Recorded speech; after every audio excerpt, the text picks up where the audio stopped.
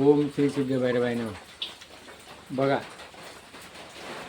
जे वर्षाचे 12 महिने असतात त्या 12 महिन्यामध्ये 2 महिने एक पवित्र मानले जातात, मार्गशीर्ष आणि श्रावण।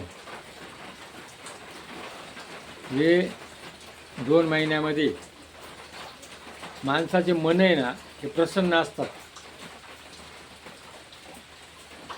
श्रावण मासी हर्ष मानसी हिरवळ दाटे चौकडे, क्षणात येते सरसर वरुणी क्षणात फिरुनी ऊन पडे। वरती बघता इंद्रधनुचे गोपद्वेरी विणलासे, मंगल तोरण जेवी बांधले नभो मंडपी कुणी वासे। झाला सूर्यास्त वाटतो असा पहा, जिकडे तिकडे ऊन पडे। बघा, या श्रावण महिन्यामध्ये पाऊस बरोबर येतो आणि थोड्या वेळात ऊन पडतो, थोड्या वेळात इंद्रधनुष्य दिसतं।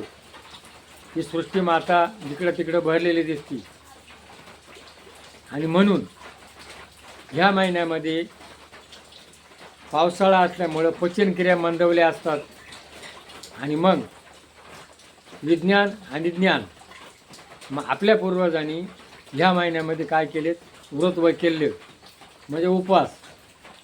आणि ह्या महिन्यामध्ये मटण मासे जड अन्न खाऊ नका, तुमची प्रकृती बिघडल।